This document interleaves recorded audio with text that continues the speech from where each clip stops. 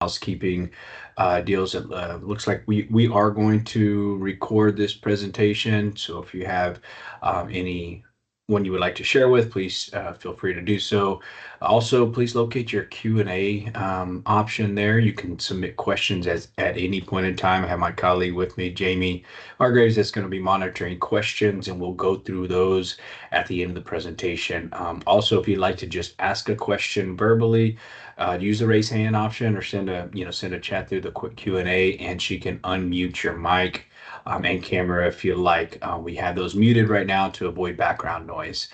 So with that, I want to go ahead and get started. A few things also just to go over, quick disclaimer: the materials in this presentation are general in nature, not legal advice. FEWA does have general counsel that we have access to, but I am not personally an attorney. But if you have any legal questions, please reach out to a personal attorney as well. So just with that quick disclaimer, I want to talk a little bit about FEWA, the Federation of Employers and Workers of America. So FEWA consists of a national nonprofit association that consists of employers across the country that are utilizing both H-2B, which is your federal guest worker programs, or H-2A for your agricultural employers across the country. So these are the two programs we work with specifically and have vast experience in as well.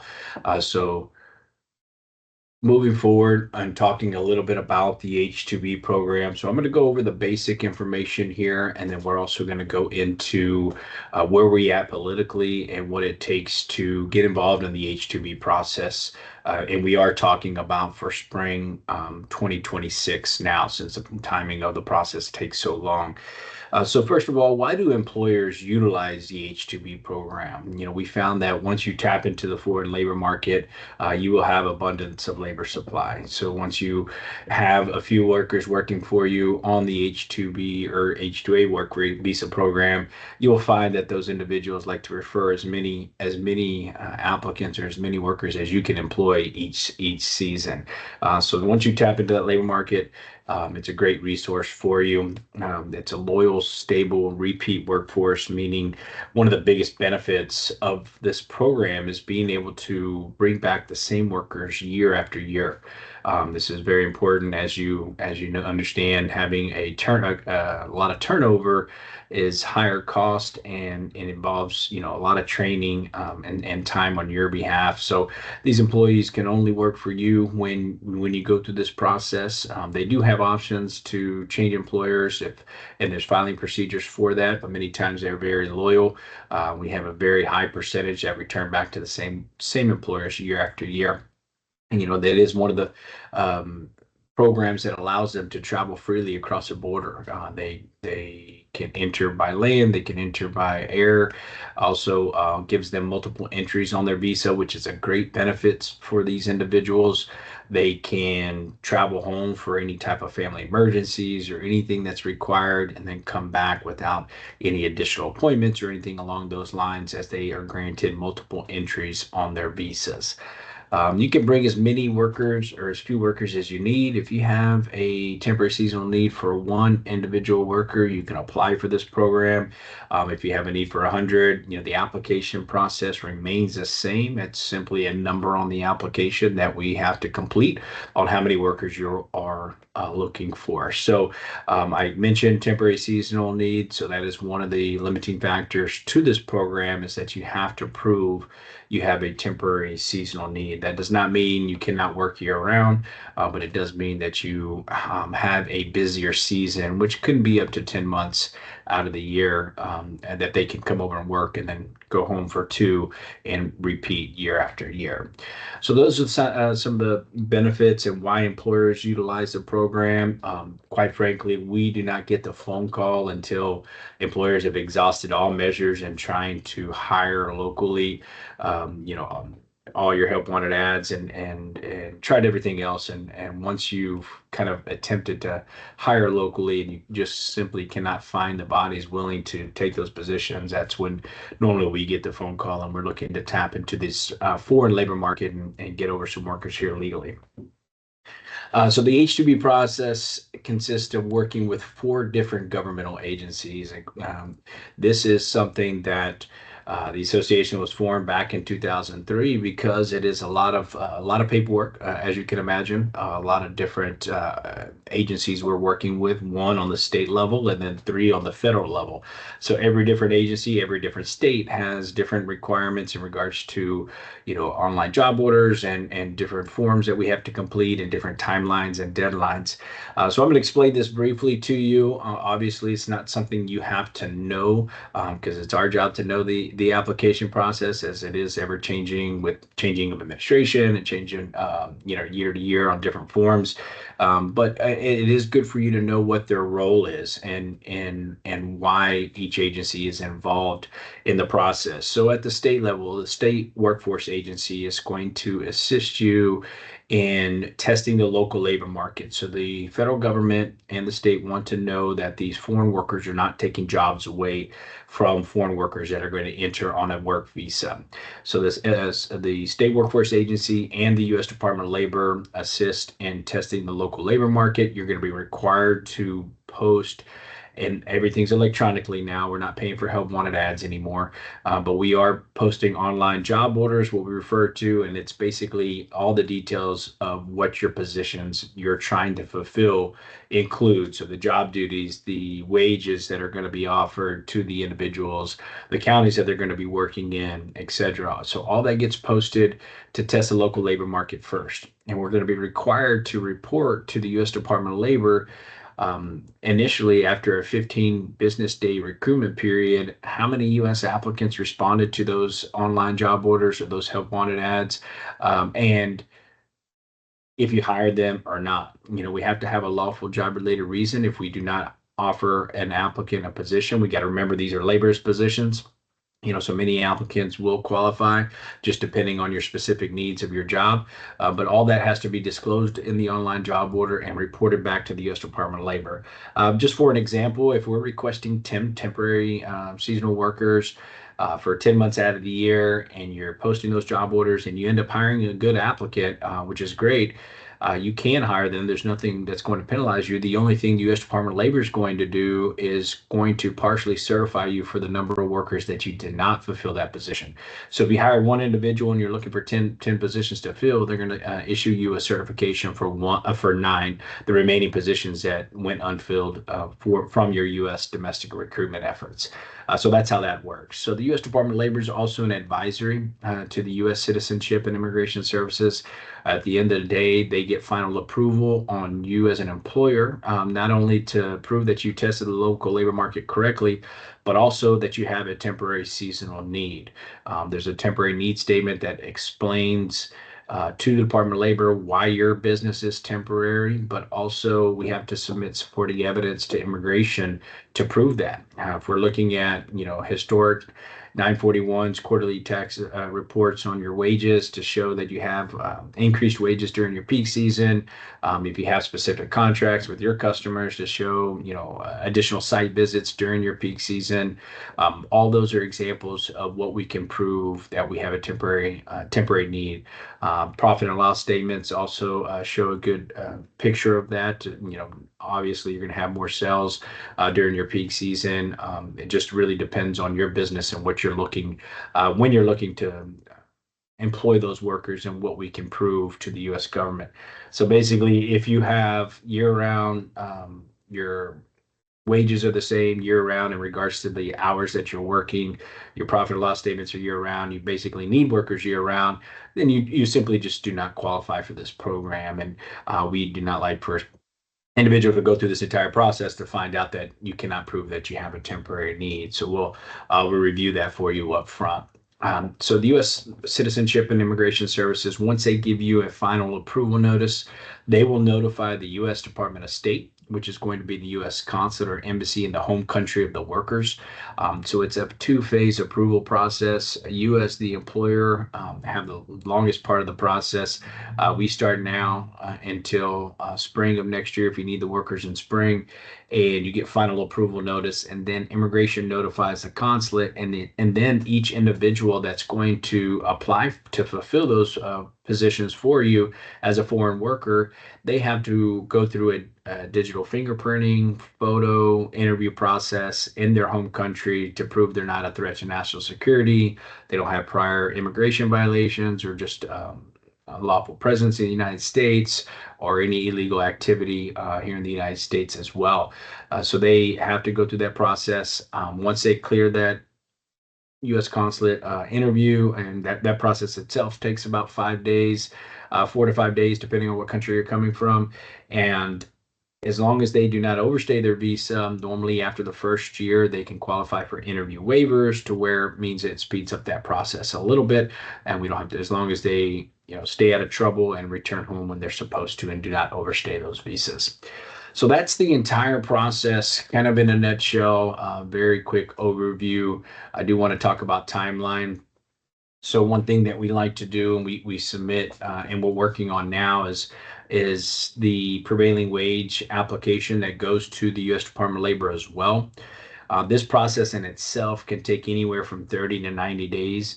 So we like to start it now, July through September timeframe, depending on how many applications are received at the Department of Labor at the time. Will depend on how long they take to process those. We cannot do anything further until we get the prevailing wage determination from the U.S. Department of Labor. The good thing about this application is that we don't have to know exactly how many workers we're looking for, but we do need to know what they're going to be doing, where they're going to be doing it, because that's going to determine the prevailing wage. In regards to the job duties, they will issue it a job code, and then also every county that the workers will be performing job duties in, every county could have a different prevailing wage, and you will be required to pay the highest prevailing wage of all counties listed on your application, and that will be their limitation of their area of intended employment that they will be able to service your customers in, will be to that those counties listed on the application. The earlier you start, the better. We have found in the past that you may have one contract in a neighboring county that you would like the H-2B workers to service in, and that county comes out $2 an hour higher than all the other counties, and it doesn't make sense to pay that higher wage throughout the entire process. So you can resubmit and just not have any H-2B workers specifically working on that one contract, and not cross that county line. So it's that specific in regards to where they can work, and how the prevailing wages are issued, and what you can offer there. Again, once we get that prevailing wage determination, that's going to be the wage offered to U.S. domestic workers to test the local labor market, but also it's going to be the minimum that we can pay the H-2B workers upon arrival, and anybody that's hired through that recruitment period. It does not mean you cannot have a wage range if you pay individuals at a different rate, but it is going to set the minimum there. So after we get that prevailing wage application started, and those wages are adjusted every July 1st. So we have the new wages for 2026 already. So it does not hurt to start the process early, so you can know now what your hourly prevailing wage is going to be to pay for your laborers in 2026. So if you need to make any adjustments in your contracts with your customers or anything along those lines, you have plenty of time to plan for that.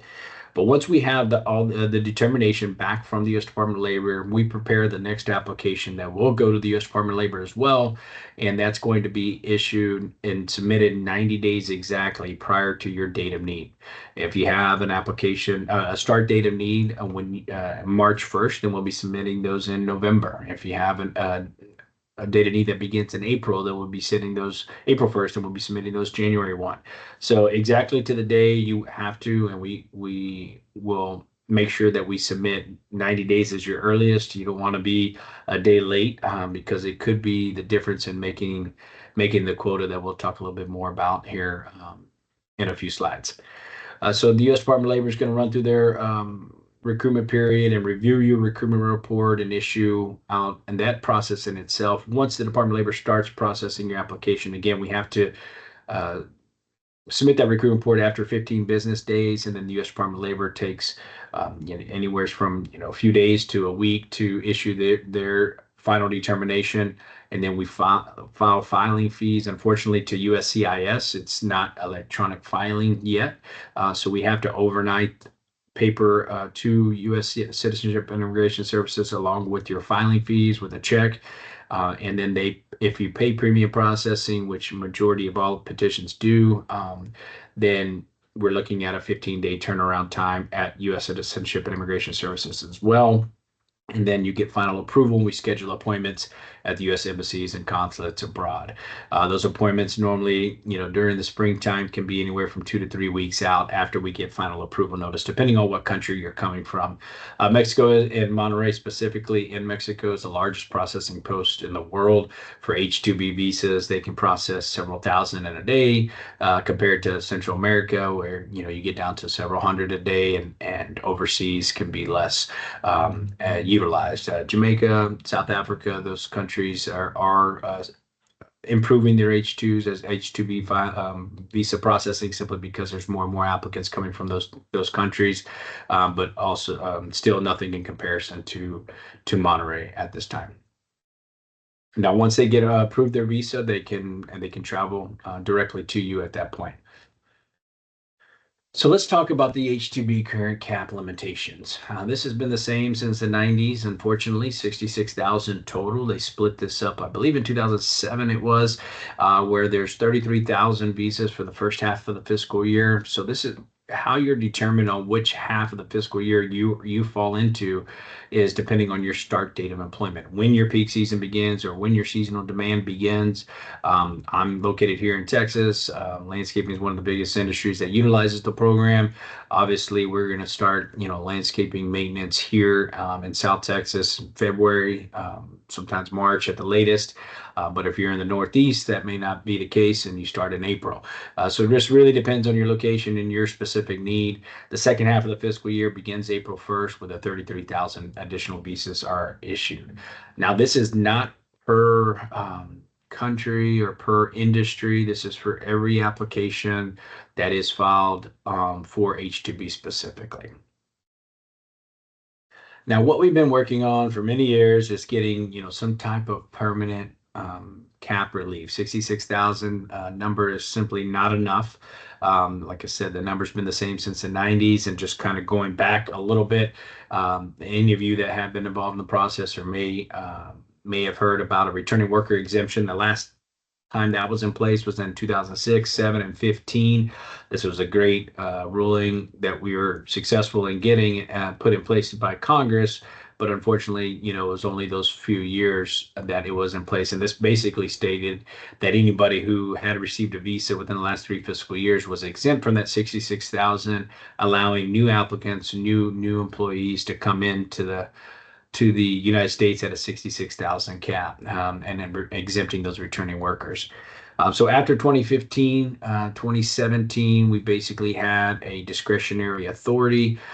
Congress, instead of passing the returning worker exemption, what they did was pass the buck to the administration, saying if you feel like there is a need for additional visas and on top of the 66,000, then you can add an additional 64,716 visas to that at your discretion. And this is at the Department of Homeland Security in collaboration with the Department of Labor, what they decide at that point. And we're going to talk a little bit about the breakdown as we've experienced those supplemental visas at the discretion of the administration through both administrations since 2017.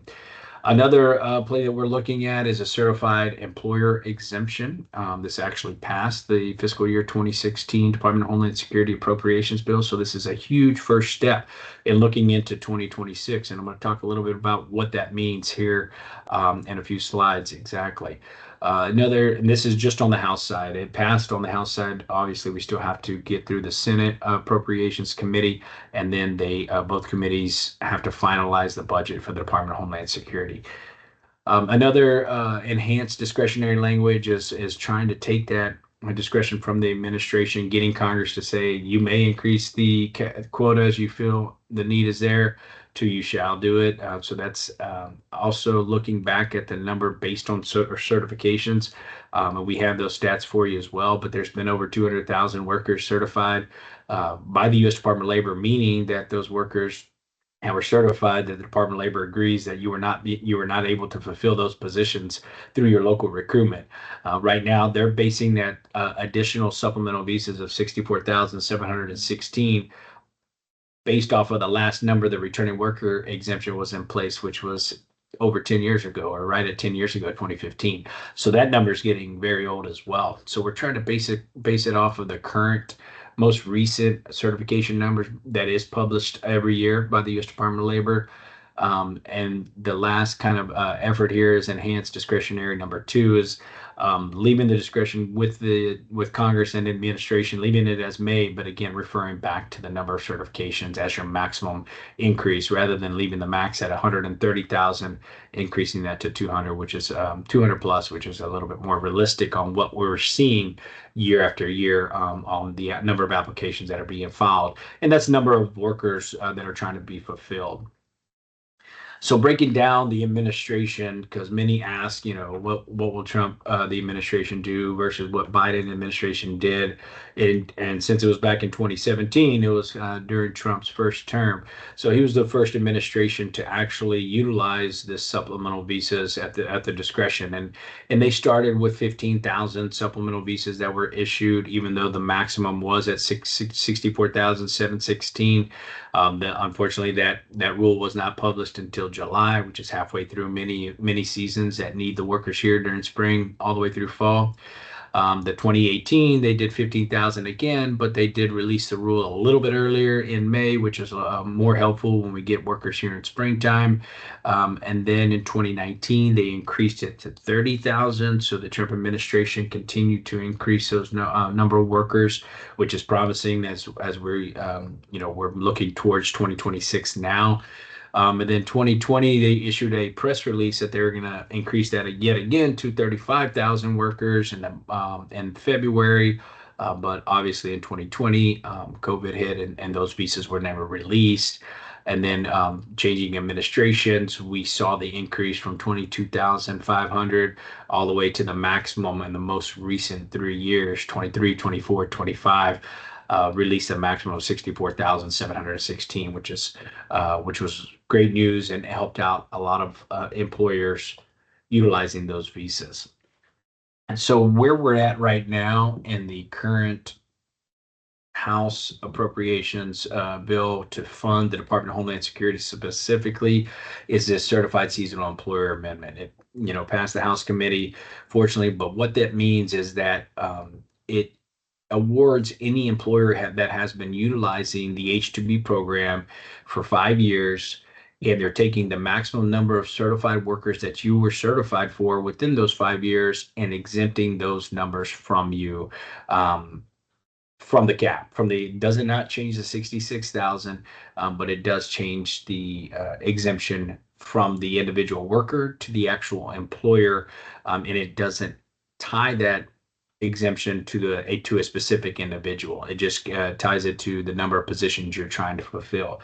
So, for example, within the last 5 years, you were applying for 10 visas and you were certified for 10 for the first 4 years, and then you increased to 15 last year, then you would be exempt for 15 positions. If you wanted to increase your number of workers again the following year, then you would be exempt for 15 positions. And if you're applying for 20, then those additional 5 workers will be put into the cap filing of the 66,000 limitation. So this will be a very good scenario. We feel like the quota will not be met if this was to go through. It's also doing a few other things here, is clarifying the definition of temporary seasonality for H-2B workers. We've also seen prohibition of the Department of Homeland Security implementing this modernization H-2B program requirements. Oversight doesn't do anything for the quota there, but it's just letting you know. This last bullet point here, allowing mobile carnivals and circuses to use the P visa program. This helps in the quota as currently they're applying for the same 66,000 that every other industry is applying for.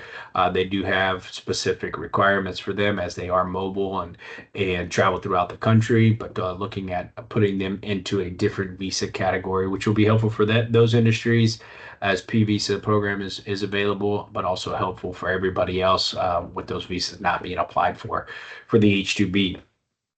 We still have a long ways to go for this to become effective for 2026, but it is a first big hurdle, first time, as you can see, some, of previous slides, that we've had anything in regards to an exemption for employers since 2007 for the returning worker exemption. So good first step.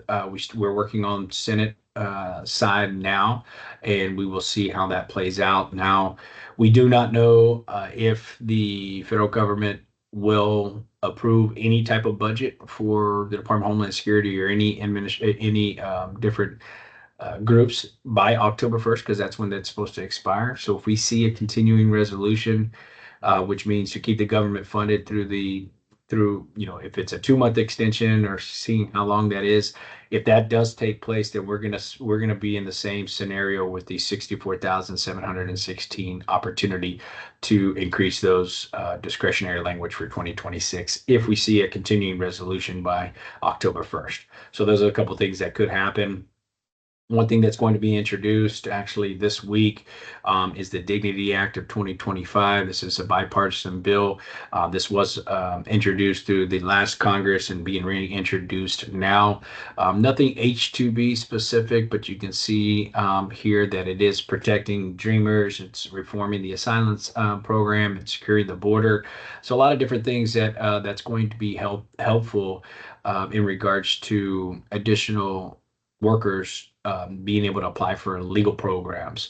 This is, obviously a long ways from being signed into laws. It's just now being introduced by these two congresswomen, but it is first step in regards to battling the immigration problem we have in the United States.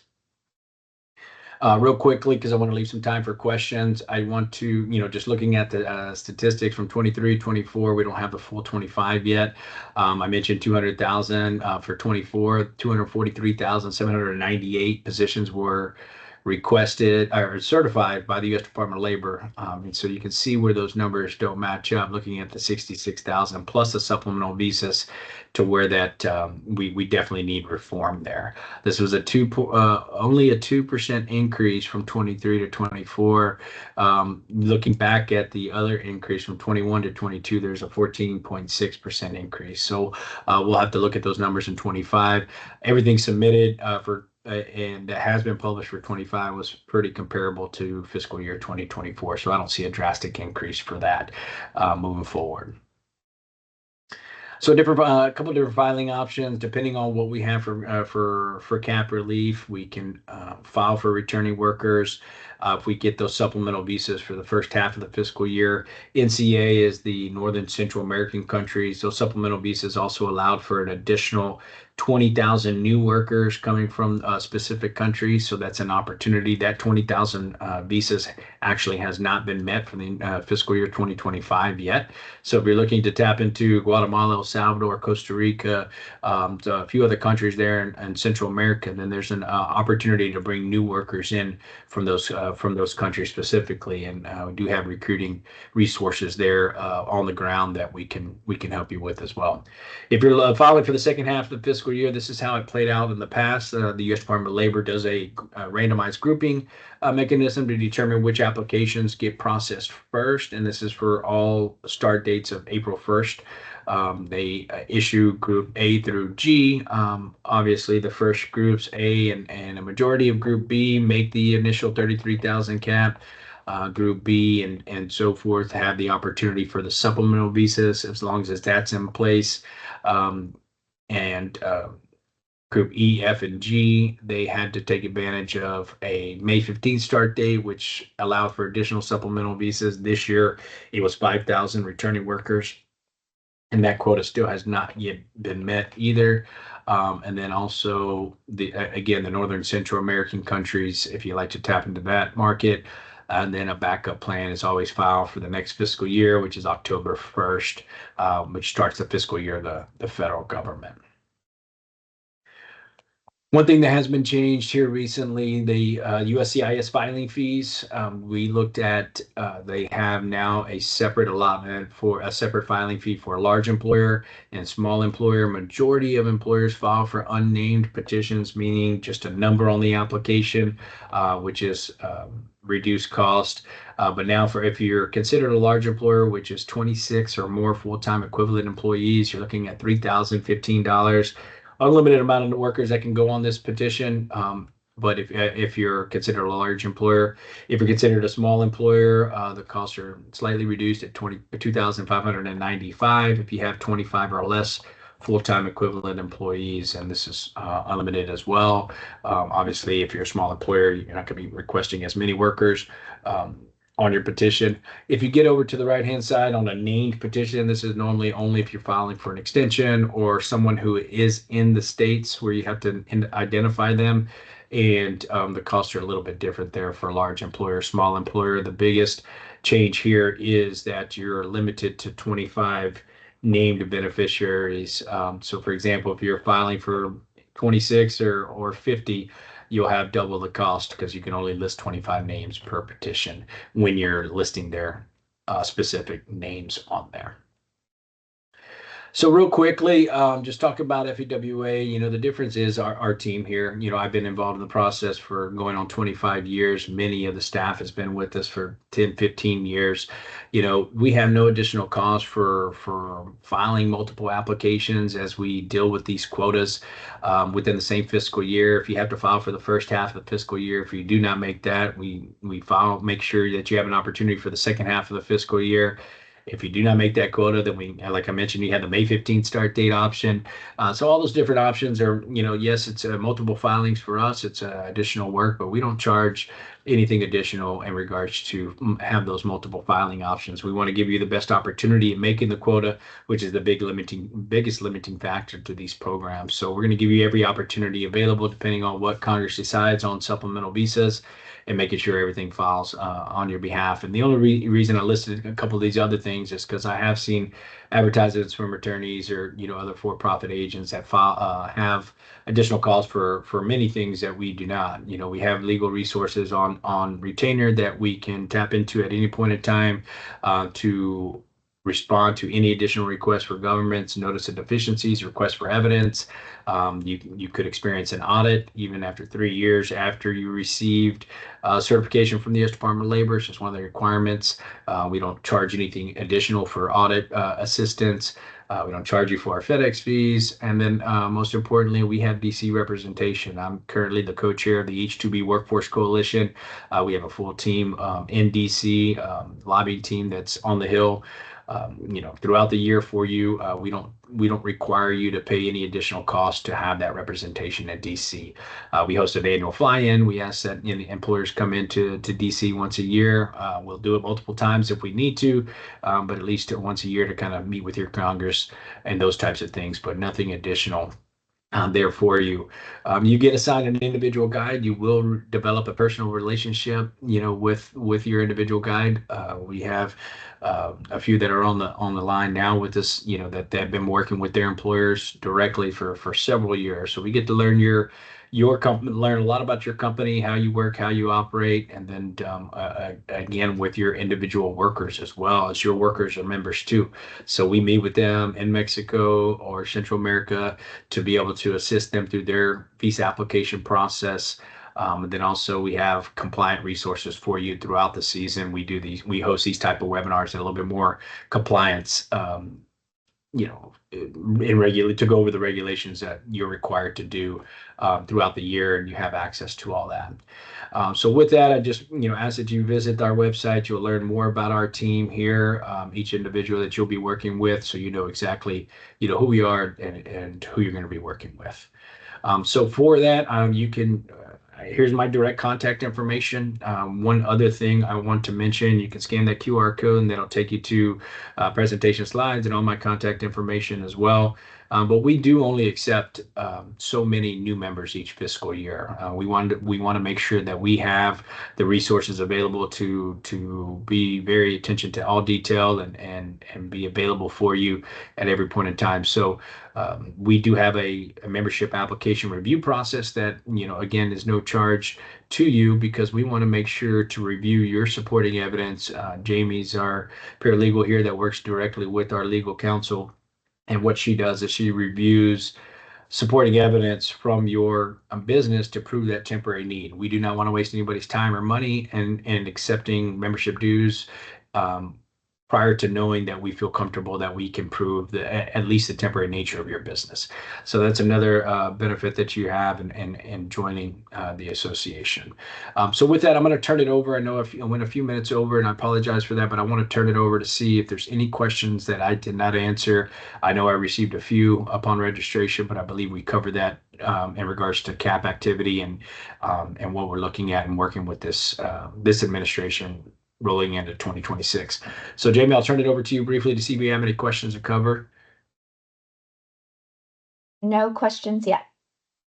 Perfect. I'll give it just one more minute. If anybody would like to open up their mic, raise your hand. Happy to open up your mic to ask any questions.